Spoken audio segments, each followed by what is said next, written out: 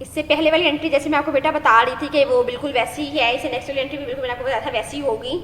उस वाली एंट्री मैंने आपको ये वाली बात बताई थी, लेकिन बस एक्सपेंस का नाम डिफरेंस होगा। अब देखें December 31, डेट भी तकरीबन सेम चल रही है, December 31 आपने लिख दिया।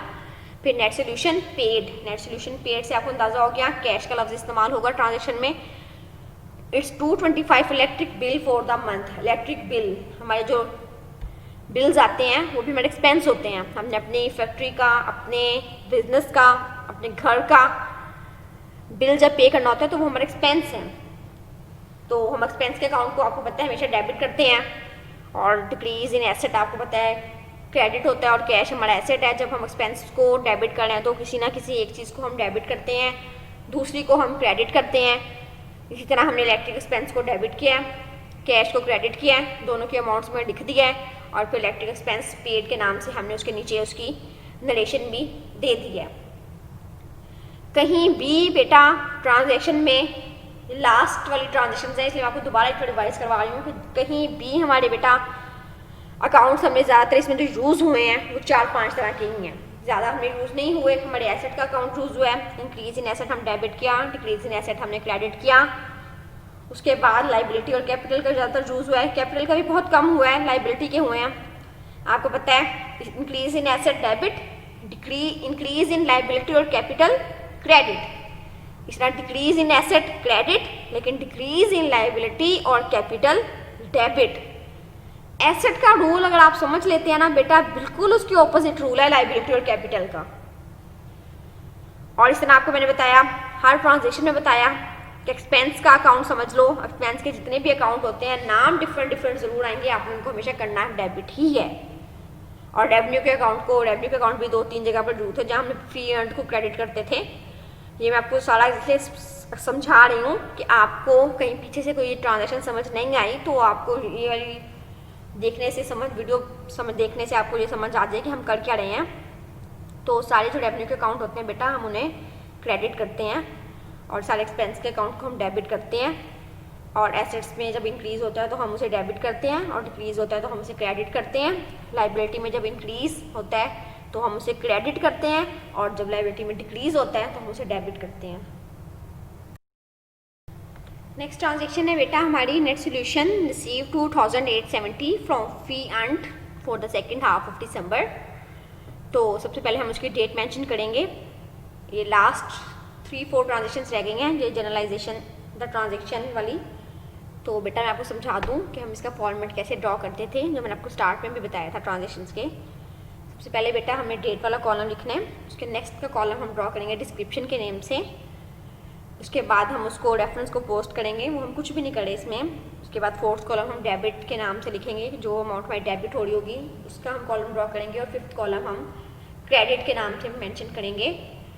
उसके बाद बेटा हमारा फॉर्मेट जब ड्रॉ आ जाएगा, फिर हमें कोई भी ट्रांजेक्शन जो मैंने आपको समझाई है इनमें से कोई भी ट्रांजेक्शन आ जाए तो आप लोगों ने बस समझना है कि अकाउंट कौन सा यूज़ हो रहा है, और ज़्यादातर एसेट के अकाउंट यूज़ हो रहे होते हैं एक्सपेंस के, तो आपने उसको समझ के उसकी एंट्री कर देनी है। अब इस ट्रांजेक्शन में रिसीव हो रहे हैं हमें कैश, तो कैश हमारा क्या है आपको पता है, कैश हमारा एसेट है।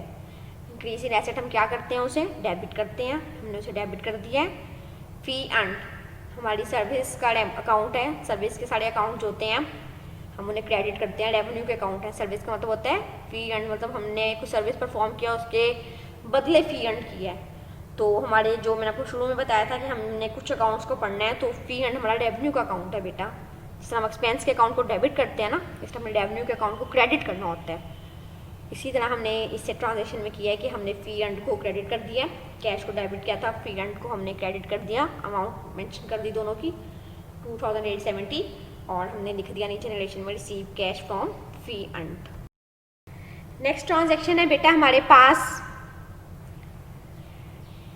December 31st fee earned on account total 1120 for the second half of December।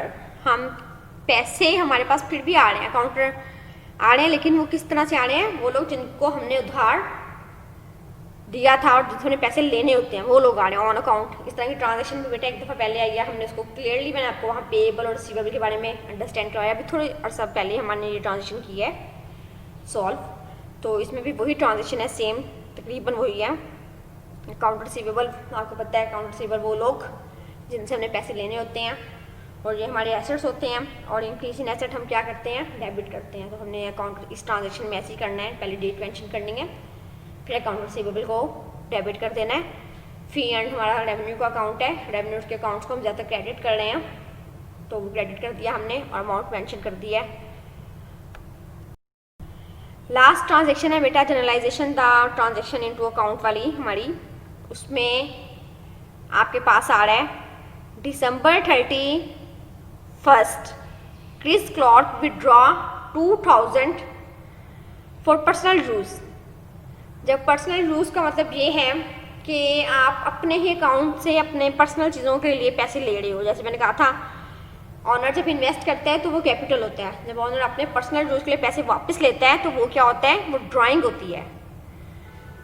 तो ड्राइंग का अकाउंट को हम क्या कर रहे हैं, डेबिट कर रहे हैं, और कैश को हम क्या कर रहे हैं, क्रेडिट कर रहे हैं।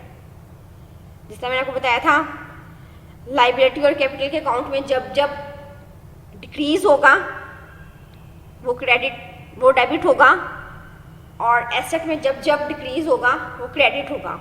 तो ड्राइंग के अकाउंट को हमने डेबिट कर दिया, और अपने ही कारोबार से पैसे ले रहा है अपने पर्सनल यूज़ के लिए, तो उसको हम लोग नाम देते हैं ड्राइंग अकाउंट। विदड्रॉ का मतलब जब भी आएगा तो आपने इसको ड्राइंग अकाउंट के नाम से बेटा लिख सकते हैं, या क्रिस क्लॉर्क आपको ब्रैकेट में शो हो रहा होगा, आप उसके नाम से भी लिख सकते हैं। और कैश को आप क्या कर रहे हैं, क्रेडिट कर रहे हैं, तो आपने उसे क्रेडिट कर दिया है।